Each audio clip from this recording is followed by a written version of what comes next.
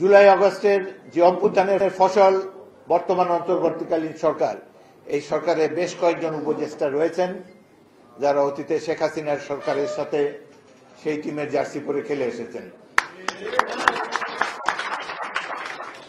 তারা এই 15 বছরে ফেসবুকে একটা স্ট্যাটাসও দেন নাই।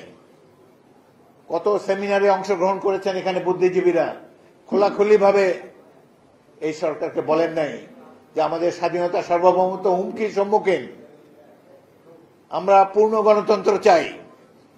একটি পরিবার দেশকে লুণ্ঠন করে গিয়েছে, দেশের বিভিন্ন অঞ্চলে থেকে সাধারণ মানুষের সম্পদ লুট করে, ব্যাংকগুলো লুট করে বিদেশে তারা বিশাল অট্টালিকা, বিশাল সাম্রাজ্য, ব্যবসা প্রতিষ্ঠান গড়ে তুলেছেন। একজন প্রতিমন্ত্রী, ভূমি প্রতিমন্ত্রী, এই ফ্যাসিস্ট সরকারের ভূমি প্রতিমন্ত্রীর লন্ডনেই 360টি বাড়ি রয়েছে, অকল্পনীয়। এক প্রতিমন্ত্রী যদি 360টা বাড়ি থাকে লন্ডনে, তারপরে আমেরিকাতে আছে, দুবাইতে আছে। এবং শেখ হাসিনার পুত্রের যে সম্পদের তালিকা দেশে বিদেশে পত্রপত্রিকায় মাঝে মাঝে প্রকাশিত হয়, আমরা স্তম্ভিত হয়ে যাই। গণতন্ত্র হত্যার মাধ্যমেই তারা এই সম্পদ অর্জন করেছেন। যেহেতু বাংলাদেশকে শেখ হাসিনা ভারতে বসে আনস্টেবল করতে চান, দেশ বিশৃঙ্খল পরিস্থিতি হোক এটা তিনি চান, এই বিশৃঙ্খলা তিনি উস্কে দিচ্ছেন। এই যে কুখ্যাত ছাত্রলীগ এবং যুবলীগ, তারা ছাত্রদের এবং বিএনপির আন্দোলনকে দমন করার জন্য পেশি শক্তি বারংবার ব্যবহার করেছে। আমাদের স্মরণশক্তি অনেক কম, অনেকে ভুলে গিয়েছেন বিভিন্ন এলাকায়, এই গাজীপুরে টঙ্গীর পাশেই কিভাবে 15 জন ছাত্র সাধারণ মানুষ হত্যা করে ভ্যানে শুয়ে রেখে তাদেরকে কিভাবে আগুন লাগিয়ে পুড়িয়ে দেওয়া হয়েছে। কল্পনা করা যায়? আপনার আমার ভাই, আমাদের সন্তান রাজপথে ন্যায্য দাবি করতে গিয়ে এই সন্ত্রাসী পুলিশের হাতে নিহত হয়ে তারপর তার লাশটিও আমরা পাবো না, তাকে জ্বালিয়ে দেওয়া হবে। এই বাংলাদেশে আমরা প্রত্যক্ষ করেছি শেখ হাসিনার শাসন আমলে। আমরা এর অবসান চাই। অবসান হতে পারে একমাত্র গণতন্ত্র প্রতিষ্ঠার মাধ্যমে। আজকে নানা ধরনের সংস্কারকে পূর্ব শর্ত দেওয়া হচ্ছে গণতন্ত্র প্রতিষ্ঠার। সংবিধান সংস্কারের কথা বলেছে, একটি গ্রুপ বলেছেন যে 72 হবে। তারা ছুড়ে ফেলার কারা?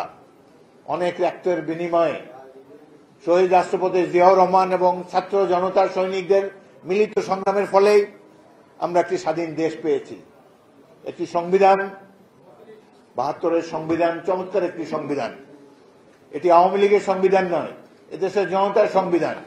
আওয়ামী লীগ বরং এই 72-এর সংবিধানকে কাটাছেঁড়া করে একে অপূর্ণাঙ্গ করেছে, এর অঙ্গহানি ঘটিয়েছে আওয়ামী লীগ। প্রয়োজন হলে আরো সংবিধানের সংশোধন করা যায়, কিন্তু যাই হোক, নতুন করে সংবিধান লেখা হোক কিংবা সংবিধান সংশোধন করা হোক, এই ব্যাপারে সিদ্ধান্ত নেবে বাংলাদেশের সাধারণ জনগণ। কোন বুদ্ধিজীবী বা কারো কোনো গুরু, কারো কোনো শৌখিন রাজনীতিবিদ, বিদেশ থেকে আগত কোনো বুদ্ধিজীবী, তাদের পরামর্শে বাংলাদেশের সংবিধান নতুনভাবে লিখিত কিংবা আমরা এই সংস্কার আগে জমা দেওয়ার সংস্কার প্রস্তাব এবং গতকালকের সংস্কার প্রস্তাবগুলো নিয়ে বিএনপির সর্বোচ্চ পর্যায়ে নীতি নির্ধারক মহল তারা বসবেন এবং বসে এই সম্পর্কে দলীয় মনোভাব জানাবেন। এবং বর্তমান সরকার প্রধানও জানিয়েছেন যে 8 তারিখের পর থেকে রাজনৈতিক দলসমূহের সাথে বর্তমান সরকারের প্রতিনিধি বসবেন এবং কোন কোন বিষয়ে সংস্কার করা যায় সে ব্যাপারে আলোচনা করবেন। আমরা আলোচনার প্রস্তাবকে স্বাগতম জানাই এবং এই সংস্কারে কি আছে, কতটুকু তার বাস্তবায়ন, তারা সংস্কার প্রস্তাব দিয়েছেন স্বল্পমেয়াদী, মধ্যমেয়াদী এবং দীর্ঘমেয়াদী। আমরা প্রত্যেকটি প্রস্তাব বিবেচনা করব এবং এই ব্যাপারে আমাদের দলের পক্ষ থেকে আমাদের যে 12 দলীয় জোট এবং অন্যান্য রাজনৈতিক দল যারা জুলাই আগস্টের এই গণ অভ্যুত্থানে অংশ নিয়েছে তাদের সাথে আলাপ আলোচনার মাধ্যমে আমরা সরকারের কাছে একটি ঐক্যমতের ভিত্তিতে আমরা আমাদের প্রস্তাব সমূহ জানাবো। তবে দুষ্ট লোকেরা বলে এই সংস্কার প্রস্তাবের মাধ্যমে নাকি আরো সমক্ষেপণ করা হবে। আমরা আশা করি প্রফেসর ইউনূস তিনি একজন জ্ঞানী ব্যক্তি, সারা বিশ্বে সুপরিচিত ব্যক্তি। আমরা তার প্রতি আমাদের অবিচল আস্থা প্রকাশ করেছি। বিএনপি সর্বতোভাবে তাকে আগামী দিনেও আমরা সহায়তা প্রদান করব বলে অঙ্গীকার করেছি। কিন্তু আশা করি তিনি আমাদের বিশ্বাস ঘটনা ঘটেছে সেটি এখনো চলমান, সেটি এখনো শেষ হয়নি। এটি কারা করেছে এই তথ্য আমাদের কাছে নাই। এতে সরকারের কি ভূমিকা ছিল সেই তথ্য আমাদের কাছে নাই। সুতরাং আমরা আর অল্প কিছু সময় অপেক্ষা করব। আজকে দিনের মধ্যেই আশা করি সবকিছু পরিষ্কার হবে, কারা এই ঘটনা ঘটিয়েছে, কারা এই জন্য দায়ী। তখন সকল পূর্ণাঙ্গ তথ্য পেলে আমরা এই সম্পর্কে বিএনপির পক্ষ থেকে মনোভাব মিডিয়ার সামনে, জনগণের সামনে প্রকাশিত করব।